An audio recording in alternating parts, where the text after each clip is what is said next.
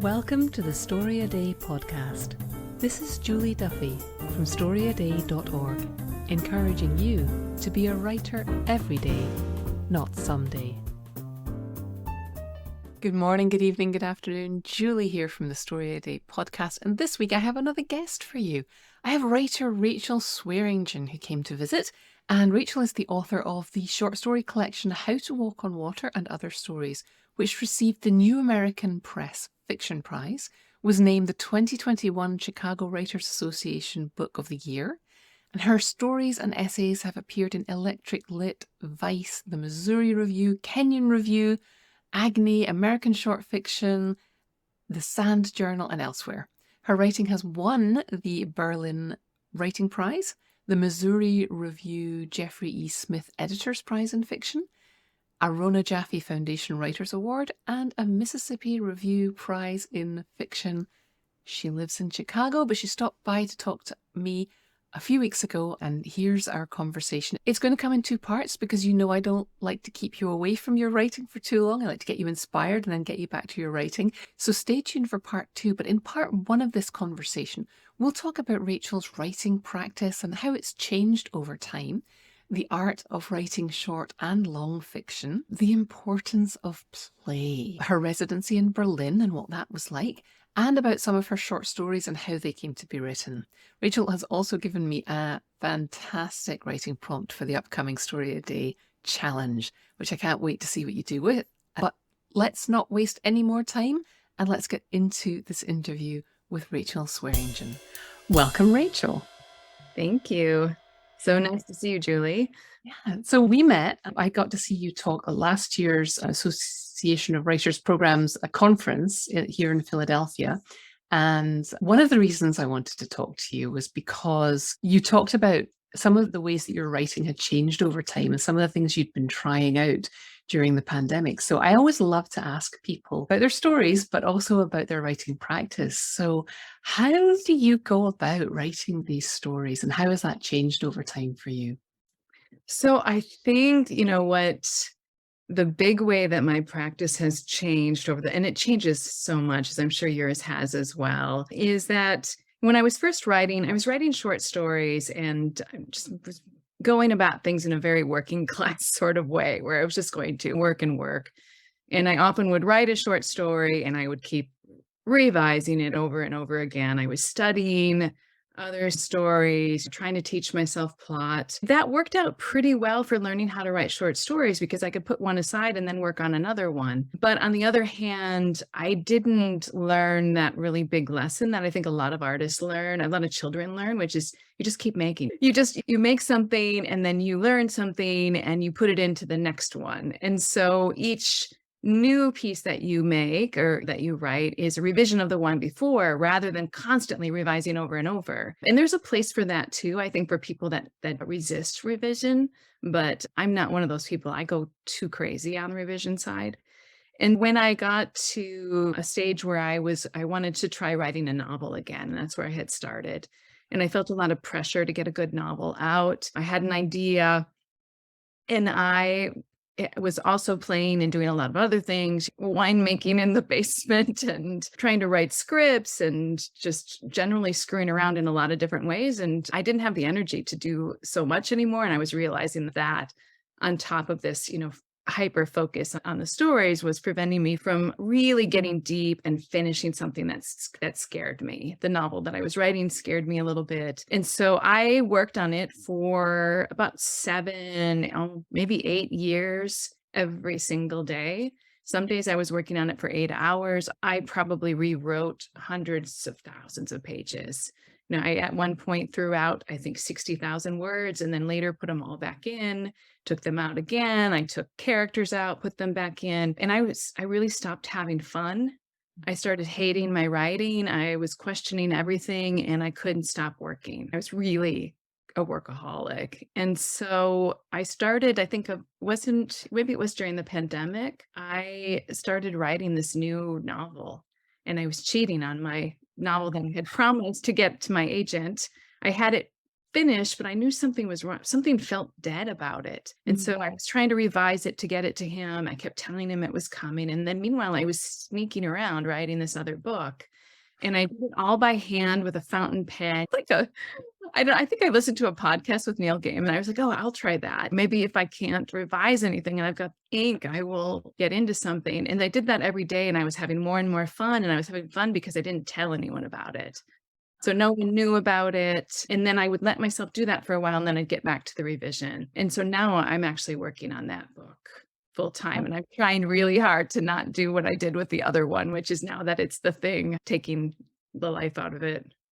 Do you think you'll cheat on this one with the previous one as well to keep it? No, I think my new thing is that realize that after all these years that writing, like so many things in life, is really energy management. And that when you got really good energy for something, and that's not to say that you have, I mean, often you have to just sit down and start writing and the energy comes. You can't wait to be in the mood.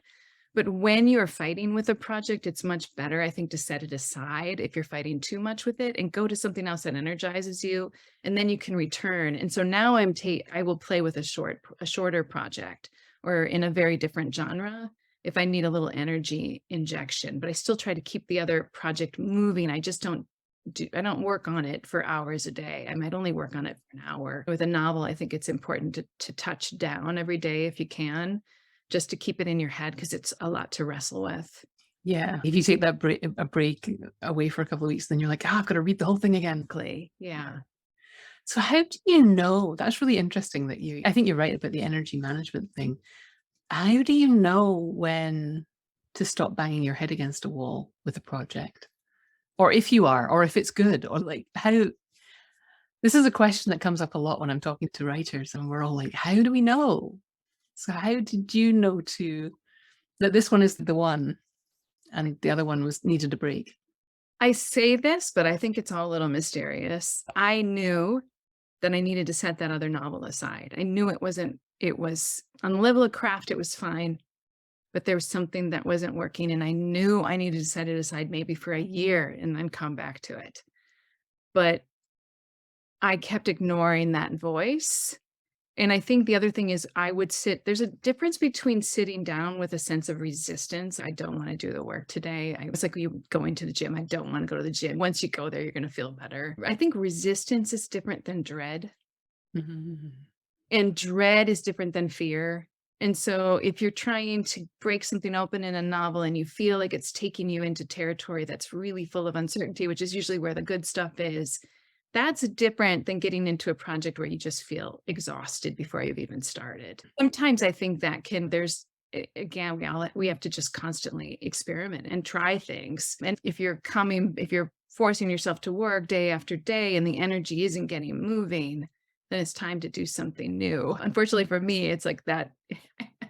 I don't know what it says about me that I just kept showing up every single day filled with dread and continuing to work. And not some days did go better. I did have some fun. It's not, but I do think there was a crucial turning point where had I set the thing aside and then done something else to energize myself or even turned to shorter days, that project probably would have opened up and blossomed rather than laid down and stopped breathing. Tenacity is good, right? So it probably bodes well for other things, but yeah, can possibly be a bit of a curse as well. Now, so you've written a lot of short fiction. A lot of people enjoy one thing or the other. Do you feel more naturally like you're a long form writer or just the short stuff light you up? Or do you love both? Because some people do.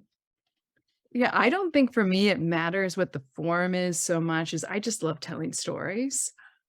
And so any sort of vehicle for telling a story, I do say that I'm not very good at flash fiction, although I admire other people that do that. Usually there isn't enough, there's not enough room for me to move around. Although I'd like to play in that. I like to splash around a little bit. Yeah, but I think anywhere where I can tell a story works for me.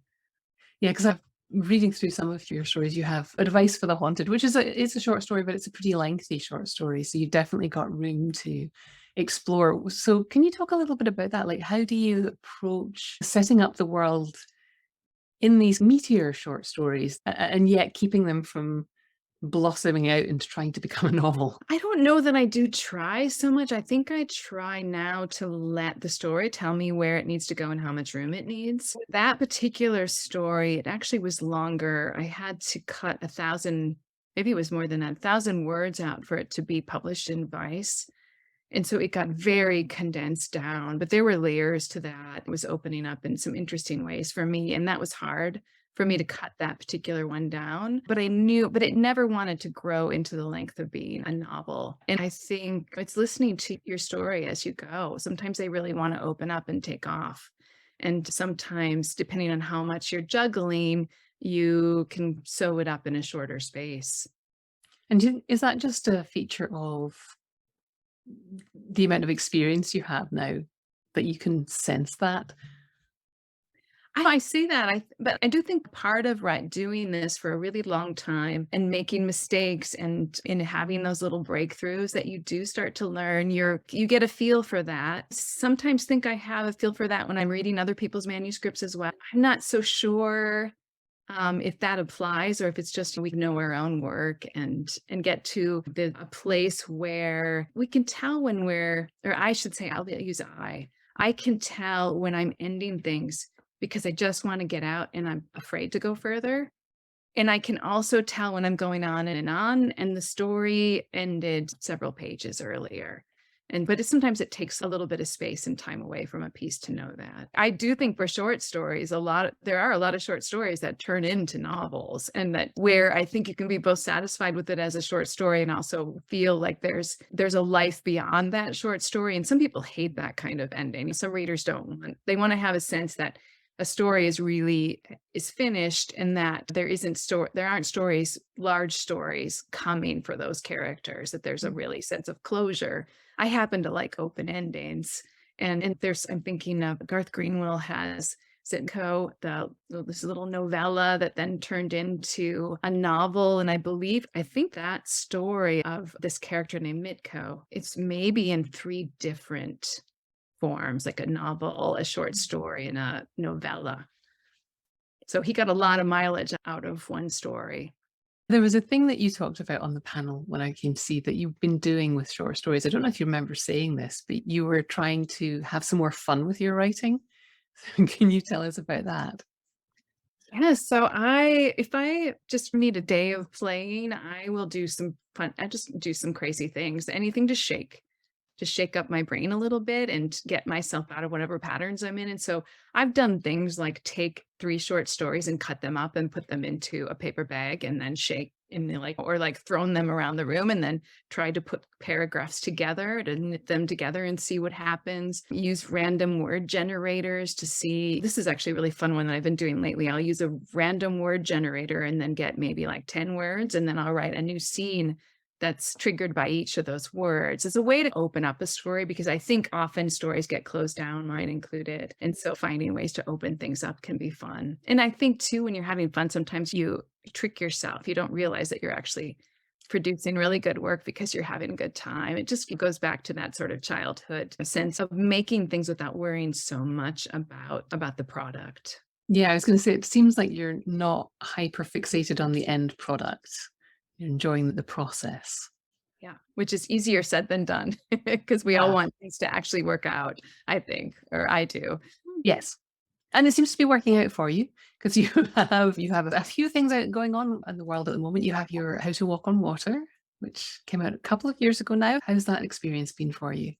Oh, it's been great. I had very low expectations. It came out at the beginning of the pandemic, and they were stories that I had written quite a while ago. And so my whole plan was just to have some fun and go out on a reading tour, which didn't happen. But I did get to meet a lot of people online, and opportunities opened up to connect with people through that book. And I'm still doing a few things here and there with the collection readings and things. So yeah, it's been great. And then you had some exciting times recently because you won the Berlin Writing Prize and got to spend some time over there. Can you tell us a bit about that? Yeah, so the Berlin Writing Prize, in case your viewers don't know about this, it's a community of writers in Berlin, a really fantastic community. It's international. They are affiliated with Sand Literary Journal, an international journal that publishes in English, has a very diverse authors and editors. And the prize for this story contest is 3 weeks, is a 3 weeks residency in Berlin. And so I got to go to Berlin and stay in an apartment at the Circus Hotel, wander around the city. I hadn't been there for decades, so that was really cool for me. And there's a bakery on every block, which is dangerous, but also great. And then they have a ceremony, and they invited me along with the runners up and I think eight others that were finalists. So I got to meet several fantastic writers. It was a lot of fun. And one of them actually grew up and she lives in Estonia, but she grew up in a small town 20 minutes from me in the middle of nowhere in Wisconsin. Oh, Yeah, so that was pretty cool. that's great. So what do you do with 3 weeks residency in a foreign city? So that was a little hard for me. So one, it's January in Berlin, it's dark there, but it also was way warmer than here in Chicago. Oh, I had just come off of a really intense teaching period, and it was hard to switch brains, but then I'm in a place I haven't seen in years, in decades, and feel like I want to be a tourist, but I'm also there to work on a book. And so juggling that was a little hard because I'd be writing and I'd think I should be out in the city experiencing the city. Then I'd be out in the city experiencing the city thinking I should be back in the apartment really taking advantage of this time and writing. At the end of the day, it was so great being there that I got some writing done. I got to see the city. It was successful in that way. that's so interesting though, because we always think that if somebody would just swoop in and take away all of our obligations and give us 3 weeks to just write, it would make everything easier. And it's not that simple. Right? Oh, and I had a little bit of an epiphany there too. And I used to do, I shouldn't say I didn't do that many residencies, but I've done a few residencies. And that same sort of like ethic of I will sit down and I will write for 8 hours because I've got this chunk of time and I'm going to finish this book in this short period of time. Other writers can do that and do it very well. I have a friend who will, if she has 3 weeks off, she will make those 3 weeks, she will turn them into a book. And part of that's probably because she was raising a child and got very good at her routines. But for me, I think it actually is more productive to take and have one solid, really focused, good hour. And then when I have days when they go long, that's great. That's gravy. But I actually don't know that having a residency makes me get more done than just working every day and getting a little done each day. Yeah, I think it goes back to what you were saying about energy. Talk to a lot of people. We have a group here at Story a Day, and we talk about the fact that there's a certain amount of energy for creativity that you can use in a block, and then you do have to kind of walk away for a bit, Yeah. do some living. Yeah. Well, I was reading now, what story was I reading? I was reading The Little Free Library. And one of the things I wanted to ask you about was we were all wondering in the pandemic, when is everybody going to be ready for pandemic fiction? And there's a little mention in this story, and I'm like, oh, I think I know what that is, 'cause like it's coming. But it's not a story about the pandemic as such. You're just acknowledging it. Do you think we've got any tolerance for pandemic fiction yet? Or how did this story come about? So that story, I'm trying to remember if I wrote it very close to the pandemic. I think I might have started it before and then finished it during. And that story is different for me. It's a more quiet story. And I think it was one that I was actually nervous about sending out because I like to have things happen in my fiction. And the point of this story, and this is something that I would have argued with a student before, if they were like, the point of the story is that nothing happens. I would be like, no, that's a cop out. You gotta go back. And I kept rereading this story and I was like, I could revise this, but it felt right the way it was. And it's what I wanted to capture was that sense of that sense that everything is about to shift and change and of being caught. We're in this moment of things being arrested and that was the central tension for the story. It would not have worked in a longer piece. It's a very short story. And luckily I found an editor who agreed with me on that. But as far as your question about pandemic literature, I think there are stories that are out already. I've read a few. I'm trying to remember. I've encountered some in some literary journals. And I don't know the answer to that question. And I think that question was also, it's in the background of so much that we do these days. Sense of aftermath, living in the aftermath, which we've been in for a while. I think especially here in a new way in the States, but obviously all over the world in different ways for different reasons. I just remember being here in 2000 and after 9/11, and there was all that post 9/11 literature, and people were saying that we're just not ready for that. We don't have enough distance on it. And yet there was some great 9/11 literature that came out then. Well, I could have kept talking to Rachel all day, and we did actually keep talking quite a bit longer. That's for the next episode. So next time, we'll be talking about her favourite stories of her own, the writers that she really admires who are writing at the moment. We also talk about the importance of community for writers. And then Rachel turns the tables on me. So come back for the next episode. Make sure that you're subscribed to the podcast or to this channel, and you will get part 2 of our conversation. And don't forget to get signed up for Story A Day May at storyaday.org/sign up, so that you make sure that you get Rachel's prompt and all of the other writing prompts that are coming your way this May. Believe it or not, some regular listeners have actually asked me if there's a way to support this podcast, and until now the answer has been no. But now I have a way for you to support the podcast. If you would like to help me offset the costs of running this podcast, you can go to glow.fm/storyaday, the links are in the notes, and make a one-time donation or support the podcast month after month. I appreciate you listening. I appreciate your support. Keep writing.